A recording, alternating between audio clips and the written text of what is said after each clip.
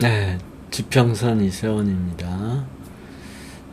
이번에 풀어볼 문제는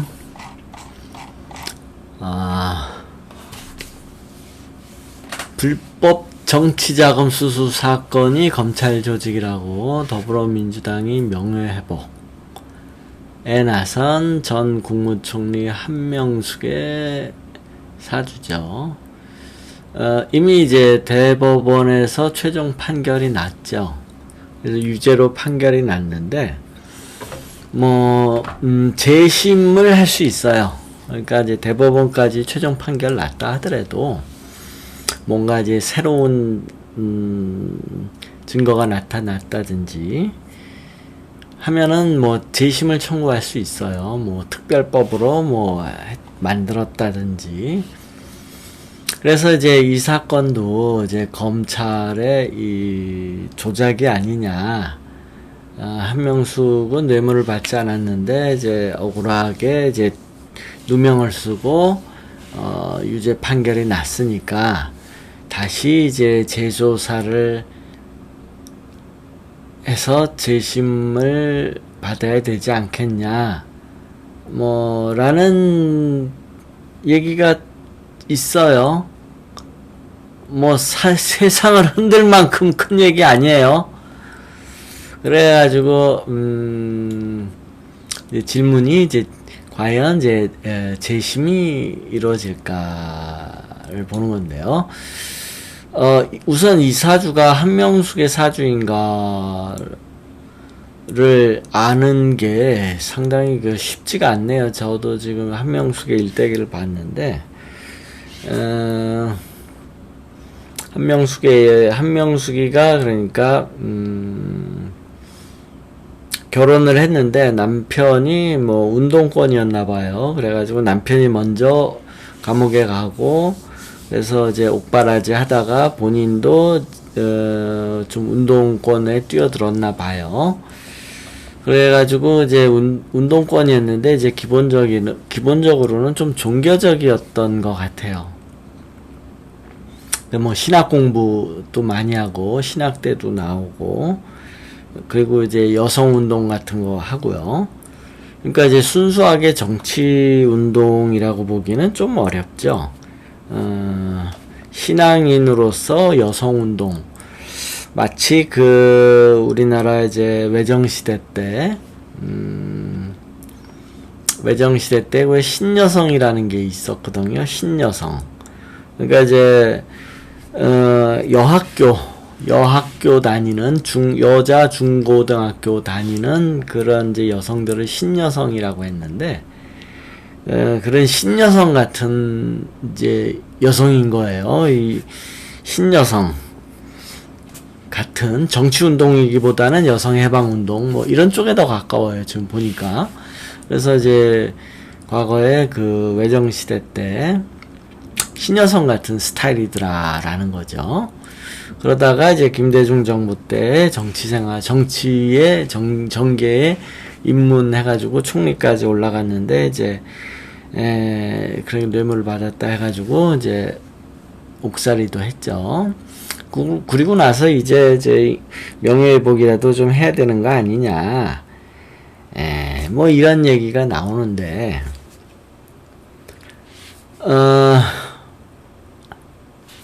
올해 그래서 이 한명숙의 일대기를 보고 이 한명숙이 이 야권 출신, 이제 진보 출신인데 생년월일을 보면 뿌리 없는 정관이 있어요.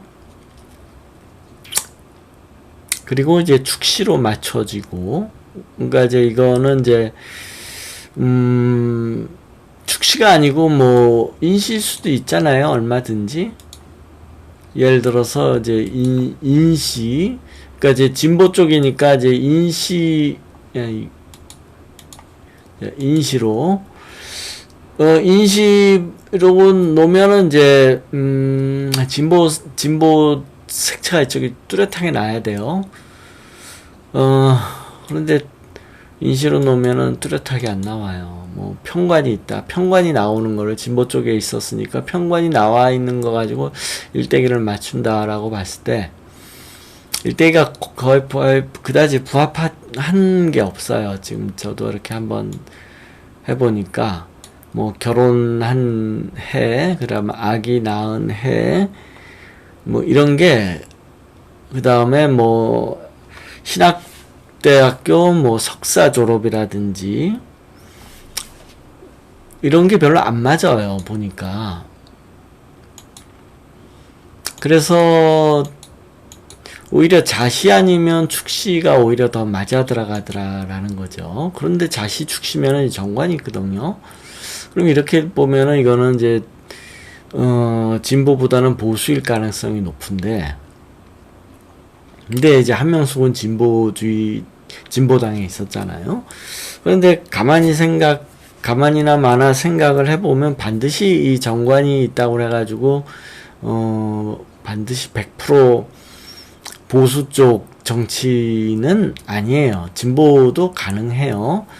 그리고 이제 한명숙이 아까 얘기했다시피 신여성 같은 옛날 그 외정시대 때 그 신여성 같은 이미지를 가지고 있고, 그리고 정치는 나중에 이제 들어왔어요. 그러니까 정치를 늦게 했더라고요. 그러니까 이 수대운에서 계속 여성운동을 하고 있었던 거예요. 제야 여성운동. 정치는 55세인가? 김대중 정부 때, 99년이요. 99년도에 김대중 대통령의 권유로 정계에 입문했다고 해요. 그리고 99년이 56세네요. 그러니까 56세면 이제 이 끝무렵인데, 이전에 이제 여성운동 같은 걸 많이 했더라고요. 근데 이제 여성이 보통 이제 재성이 여성이거든요. 관성은 남성이고. 그래서, 그리고 아이 낳은 해도 아이를 언제 낳았냐면은 85년도에 아이를 낳았다고 해요. 그래서 85년도로 가보면 자시 또는 축시일 때만 아이를 낳을 수 있어요. 왜 그러냐면 반드시 식신이 보여야 돼요. 아이를 낳을 때 해운에서. 근데 이게 자시가 아니고 축시다 그러면 식신이 안 나와요.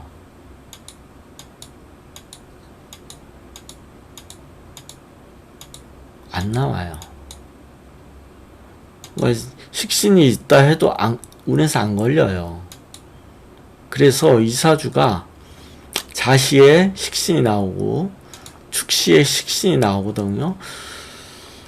그래서 자시 아니면 축시인데, 그럼 자시냐, 자시인가 축시인가를 봤을 때는 축시일 가능성이 훨씬 높아요. 왜냐하면 이제 이 한명숙이 신앙, 종교 쪽에 이제 오래 몸담고 있었다는 것이, 이게 정화가 있어야 되고, 그리고 이제 정식 대학 교수는 못했어요. 강사를 했어요. 그래서 강사를 하려면 또 편인이 있어야 되고, 그래서 이 정축시가 맞다고 보는 거죠. 상당히 어려운 시를 맞춘 거예요, 하우스님이. 그래서 우선 그걸 좀 칭찬해 드리고 싶고요. 그래서 이제 올해 행운에서 재심이 이루어지겠느냐, 이제 그게 질문인데, 재심도 일종의 구설이라고 볼 수 있어요. 어쨌든 송사니까. 그럼 이제 올해 해운이 이제 경자년에 상관이 있는데, 그럼 이게 가능한 거 아니냐, 올해 구설수가 이게 재심으로 이어지는 거 아니냐, 그렇게 볼 수도 있어요. 그러나 이제 문제는 이제 이거는 정치적인 사건이고 개인의 운만 봐서는 안 되고, 이렇게 온다는 거는 얘기는 충분히 될 수 있지만, 그러니까 이제 대중의 입에 회자되는 거, 이제 편제라는 거는 이제 대중이죠. 그리고 상관이 이런 구설수에 오르는 것, 대중의 입에 회자되는 거, 그런 운이라고 볼 수 있지만, 이게 반드시 재심으로까지, 송사로까지, 재심은 송사잖아요. 송사로까지 이어지는 거는 아니에요. 왜 그렇게, 그래서 제가 볼 때는 재심은 안 된다고 봐요. 재심까지 가지 않을 거라고 봐요. 왜 그러냐면 지금 얘기가 나왔으면 5월 달에 지금 이제 얘기가 나왔는데 상관이 이쪽에 강하게 나와야 돼요. 그리고 이제 지금 6월로 들어갔는데 없잖아요, 상관이. 그러니까 5월 달에 원래 이제 재심이 이루어지려면 4월은처럼 아예 상관이 이렇게 올라가야 돼요. 그리고 이제 6월 달에 들어왔는데 상관도 없고. 그래서 재심은 이루어지지 않을 거라고 봐요. 근데 이거는 정치적인 문제이기 때문에, 예, 문재인의 성향을 알아야 돼요. 그러니까 문재인은 뭐냐면, 시끄럽게 하지 마! 지금, 야당이 이만큼 좋을 수가 어딨어. 지금 국회의원도 그냥 170석을 얻고 대통령의 지지율도 60%를 넘나드는 이거를 왜 분란을 일으켜. 그러니까 조선일보, TV조선이나 채널A 건드리지 말자고. 이거 방송 폐지시키면 시끄러워질 뿐이야. 이러는 거예요, 이게. 그러니까 이제, 일부 새로 뽑힌 지금 이제 진보 쪽 세력이 지금 국회에 많이 들어갔잖아요. 그러니까 지금 일부 진보 쪽 인사들이 야 다시 진보 세상 됐다. 국회의원이 지금 170석이니까 진보 세상 됐으니까 다시 한번 개혁해보자. 이런 사람들이 있어요. 있는데 이건 문재인은 그런 생각을 하고 있지 않다는 거예요. 문재인과 그 주위에 이제 문바들, 쉽게 얘기해서 실제 이 핵심 세력들은 그냥 놔둬. 지금 최고로 좋잖아. 건드리지 말자고. 북한 가까이 갈 필요 없고 금강산 이거 뭐 개성 이거 할 필요 없어. 그냥 지금 이대로만 있어도 지지율도 높고 얼마나 좋아. 그냥 건드리지 말자고. 건드려가지고 분란 일으켜가지고 시끄럽게 하지 말자고. 이게 문재인의 생각이에요. 그래서 이 한명수 건도 건드려가지고 공연이 시끄럽게 할 필요 있냐. 지금 사실은 이게 진짜 지금 누구야, 이해찬이 잘못된 역사를 바로잡자 말 그렇게 했잖아요, 얼마 전에. 그 잘못된 역사 많아요. 뭐냐면 그 판문점 도끼 만행 사건 때부터 북방 한계선 넘어오지 말라는데 왜 넘어가가지고 왜 나무를 벤대. 그게 이제 그 북방 한계선 위에 있는 나무의 북한 영역에 왜 거길 넘어오지. 그 지역을 넘어가지 말지. 그러니까 판문점 도끼 만행부터 그것도 재조사를 해요. 왜 거기까지 가가지고 왜 사건을 일으켰다든지, 아니면 연풍도 포격, 그 다음에 천안함, 그 다음에 또 칼기, 8.18 칼기, 그 다음에 많이 있잖아요. 이거 다 재조사해야 돼요. 안 하잖아요. 그러니까 이해찬이가 과거의 잘못된 역사를 바로잡자. 이건 말로. 정치는 쇼예요. 그러니까 지금 이제 새로 신규로 좌파 정치인들이 지금 대거 국회의원 들어가니까, 국회의원에 들어갔잖아요. 170석이 됐으니까 얘네들이 다시 좌파가 정권을 잡았다. 우리 그 진보 정책, 진보 과거에 우리가 해왔던 진보의 그런 친북적인 이거 좀 해야 되는 거 아니냐 이러고 있는데, 문재인은 그런 사람이 아니에요. 그래서